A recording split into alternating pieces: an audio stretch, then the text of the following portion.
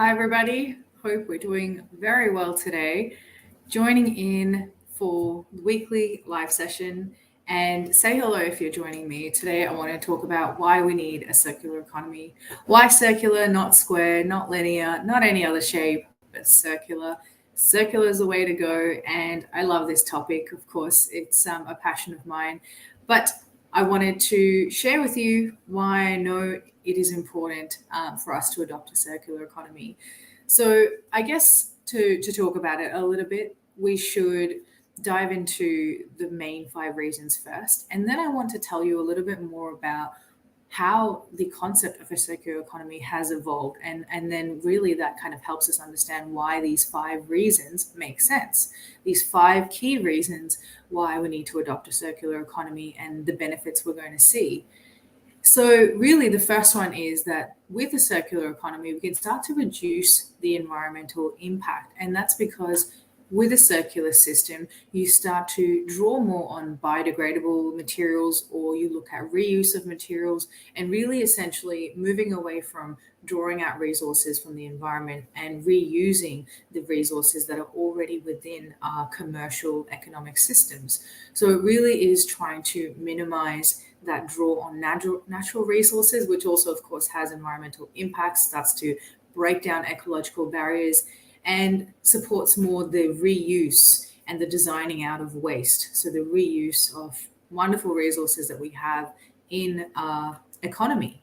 So with that, the beautiful thing about this is this is the second reason why we need a circular economy, is that it promotes economic opportunities. So more and more individuals, more and more communities that are otherwise disempowered or disenfranchised or removed away from the kind of the broader economic cycle, are able to really be a part of this economic growth process. And so they're getting access to the economy because they're able to be a part of it through smaller, I guess, grassroots movements, because all resources are valuable. And as you can see in many countries where there's higher levels of waste, there's an opportunity for the movement of individuals and communities to be a part of providing value to themselves, to their own livelihoods, and to the economy by basically bringing those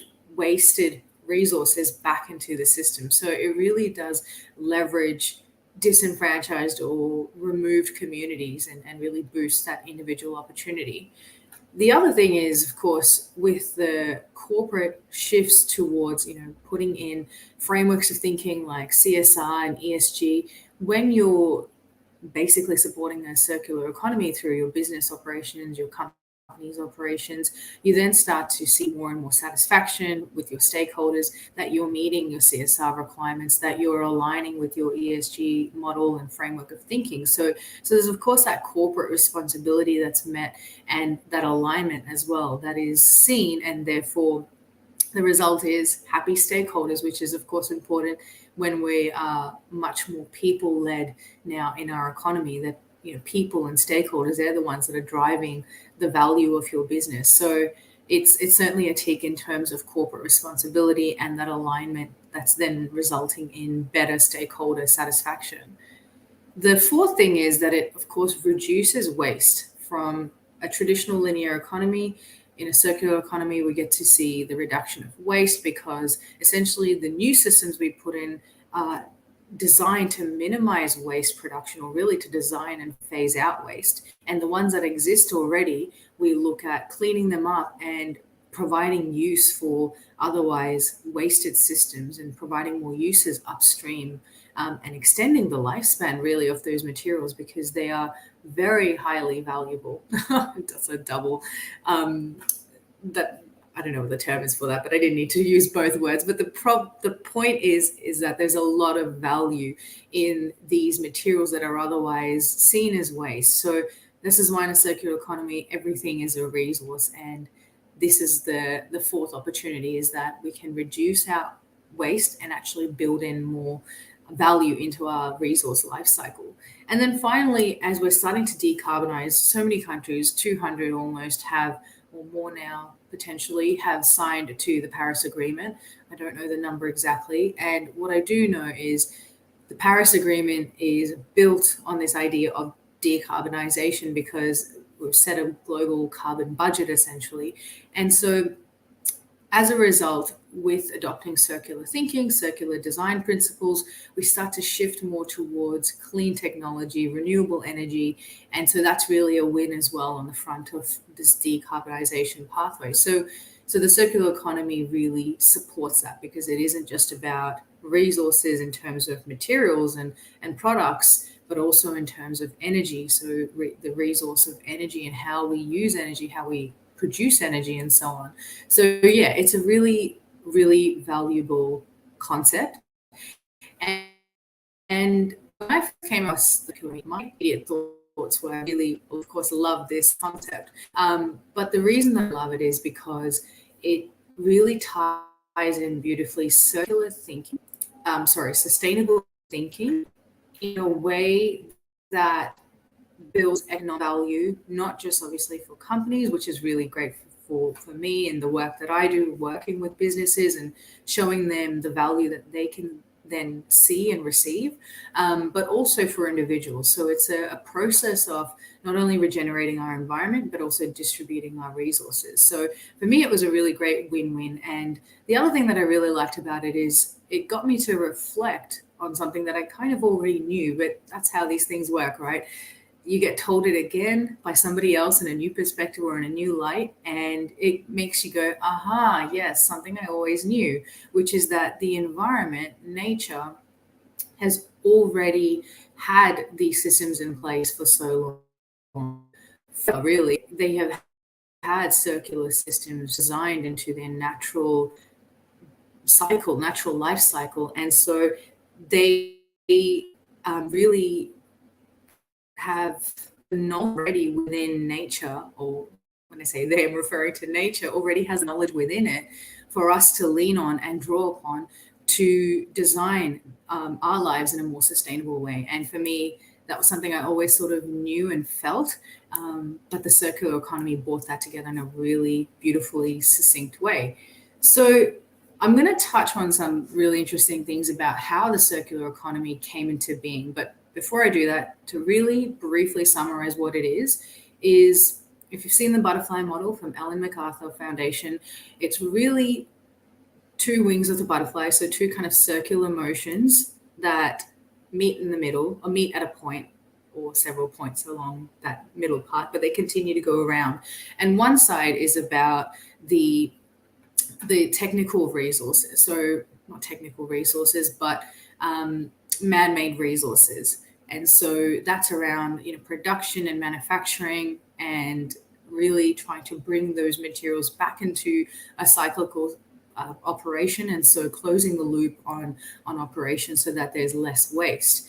The other part of the cycle is the biological cycle, and that's really about the environment and the draw upon natural resources, and of course reducing that, and so making that cycle more circular and closed in its sort of configuration. And so that's really the key, or the core concept of what a circular economy is about. There's three principles in a circular economy, and really it's all around designing out waste, moving from linear to circular, closing loop on wastage systems. So some of the concepts that have helped to influence the circular economy, because it isn't just a brand new concept that was never really heard of before, but really there were many other concepts in the lead up to the circular economy and its sort of conception. And that was from various other really important, really valuable streams of thinking or trains of thought. So one is that cradle to cradle idea. And so there was a German chemist, an American architect. They came together and they came up with this idea of cradle to cradle. And the cradle to cradle process, really, the philosophy is around the material side of things, so the industrial material side of the cycle, as well as the biological cycle. So it actually looks at the two. It doesn't go deeper into the kind of economic opportunity and and that sort of economic model of thinking or macroeconomic model of thinking, but it does really capture that core understanding that a circular economy has a technical cycle and a biological cycle. And so the cradle to cradle framework is about not cradle to grave, where you know something is born or removed from the earth, made into something, used and then disposed of, which is cradle to grave, but it's cradle to cradle. So we bring that item back around into the system, reuse it either in a new cycle of production or in the same cycle of production for another use, whatever it might be, or reuse or recycle. So that's what the cradle to cradle idea is about. And it also is predicated on 3 principles, which is very much inspired by nature. So the cradle to cradle is one concept that has helped define the circular economy, but the other is the idea of a performance economy. So this actually is quite an old, not that old, but relatively old for us. Definitely close to the start of this idea of sustainable thinking and sustainability, where it really started to emerge and be talked about in higher levels of discussion and the narrative.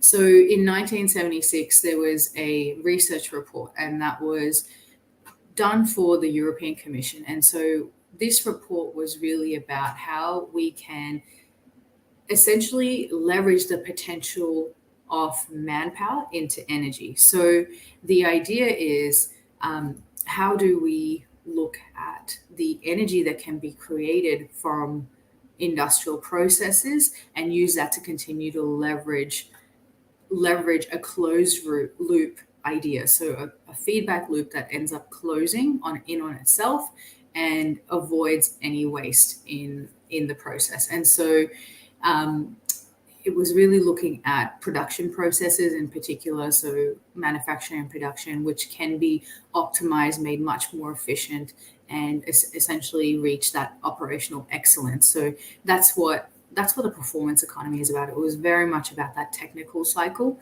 and building value for the company or the operations or the supply chain because of that improved performance. So that's really where the performance economy sits, and that's how it has helped feed into this idea of a circular economy, which is about bringing in economic value through this process of closing loops. So far we've covered 2. We've covered the cradle to cradle idea and the performance economy. But another concept that has very closely influenced the circular economy and really comes into play more around the biological cycle, the other part of the butterfly model, and that is this concept of biomimicry. And this is my favorite one because it's what I said to you before. It's something I felt intrinsically in my own sort of mind, and intuitively I felt this, is that environment, nature already has these systems of thinking, these systems of operating where it's already circular. They've already learned to kind of keep everything in play. Everything continues to cycle around, just like, the water cycle, the carbon cycle, but even sometimes things such as, how does a bird fly without fossil fuel, or how does a barnacle stay connected to underwater surfaces so tightly, so effectively? And so that's what biomimicry really touches on. Jonathan, thank you for your question. Sorry. So you're saying familiar with the Kalundborg symbiosis in Denmark? No, I'm not. I mean, I'd love if you could share a link to this idea. Thank you for your comment. But definitely share a link. It's not a concept that I'm familiar with. So I'd love to learn more. So thank you for that. Now, the other sort of concept that has really influenced the circular economy is industrial ecology, and that's really focusing on the connection between operators within an industrial ecosystem, and looking at how do we, again, close a loop on the system. How do we reduce waste, and not only reduce waste, but create a waste input cycle. So really taking waste through newer or ongoing cycles of production to avoid industrial waste. So it's really looking at the industrial ecology side of things, and then other concepts as well that have tied in. So of course the regenerative design thinking, and that really touches again on the biological cycle and the blue economy. So all of these have really heavily influenced the circular economy, and I guess I should probably explain a little bit on the other two that I just sort of brushed through very quickly. But regenerative design is of course, as the term sort of implies, it is around the biological cycle, and it is a concept of how do we continue to work with the environment and create a system that is regenerative. So one that doesn't continue to just take from the environment without any sort of concern for the impact on the environment and the biological cycle or the biodiversity or the natural ecosystem, but it also looks at regenerating as we take. And so that's regenerative design. And then the blue economy is also a really great concept, and it's a movement of, coming together and really essentially focusing on this kind of cascading reuse system that we can create that also brings in cash flow. And so all of these, as you can see, they really closely tie into the circular economy and either touch specifically on the technical cycle or specifically on the biological cycle, but they really start to bring it together and show that there is value, there's economic value at a macro and a micro level with the idea of the circular economy by addressing this technical loop and this biological loop and looking at ways for us to not only reduce and design out waste, but essentially make operations more distributive in terms of the economy and everybody having access, but also more regenerative, where we're not just taking from the environment as we please without thinking about the impact, but looking at regenerating the systems that we're depleting from, essentially. So yes, that's all of the concepts that have contributed to the circular economy, from my understanding. Thanks for sharing the link, Jonathan. I appreciate it. And I do know about Kate Raworth's donut economy, and this is another great concept. And so for me, automatically when I think about the circular economy, if I'm being honest, I think about both, because for me it is not just about, because the circular economy, although there are some places which refer to regeneration and distribution, the main idea about a circular economy, which it is a micro level system. It is a microeconomic system because it's more around individual industrial processes and individual natural processes or resource intensive processes, and it looks at the distribution of this kind of these processes. It looks at the distribution of the economy and how we can sort of create value through this system. And it does, of course, touch on the idea of regeneration and so on. But the reason that I always sort of think about Kate Raworth's system is that, of course, that looks at things at a macro level.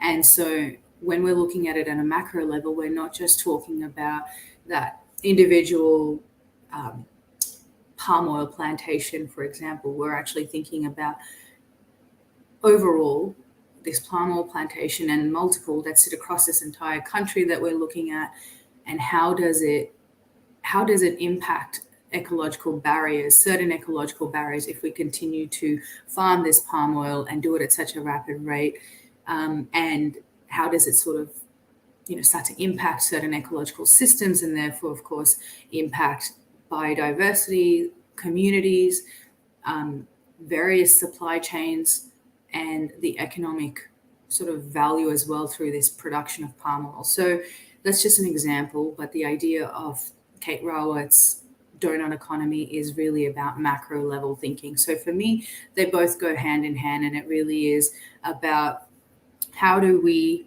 essentially live harmoniously with the environment in a way that we can continue to build value, not continue to grow exponentially, but build value, so economic value into our global economy, with this deep consideration for various communities and individuals who otherwise are sort of being left to the bottom of the economic growth curve.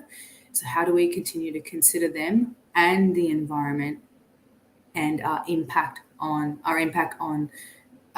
through pushing down or breaking down ecological barriers, which we don't want to do, because once we truly and finitely break down an ecological barrier, the impacts on the environment are just so devastating. And we're already seeing these impacts. We're already seeing them through kind of rapid climate change and climate averse events such as flooding. And I know where I am in Victoria, bushfires and flooding are a key thing for us. In other parts of the world, earthquakes and sort of tornadoes or other kind of events. So there are certainly a lot of impacts from climate change and from these ecological barriers being broken down. And so it really is time for us to start adopting these circular principles of thinking. And I just hope that this has helped you understand why it's so important. Thank you for sharing that link, Jonathan. I really appreciate it. And if anyone is interested, please, feel free to look up this idea as well. The link is here in the comments about Kalundborg symbiosis from Denmark. And so, Jonathan, you've said that, for you, the most important thing about Kate Raworth's concept is that we escape from this myth of infinite economic growth. Yeah, absolutely. And that's what I think I was trying to say earlier when I was bringing my words together. It isn't just about continuously growing our economy. It is about bringing in economic value, definitely economic value, but in a new way of thinking, in a way that is closed loop, is circular, is regenerative, is distributive, where everybody gets access to the wealth and the opportunity. And at the same time, the environment is not depleted indiscriminately without kind of, realizing the true impacts of it. So yes, those are my thoughts in a big nutshell. I hope you've enjoyed this. Thanks for joining. Those of you who did join live, I appreciate you being here and your time that you've spent with me as well. If you have any thoughts or any questions, feel free to share them. I would love to hear from you. But others, I hope you have an incredible day and take care of yourselves, everybody. I look forward to doing this again next week. Bye.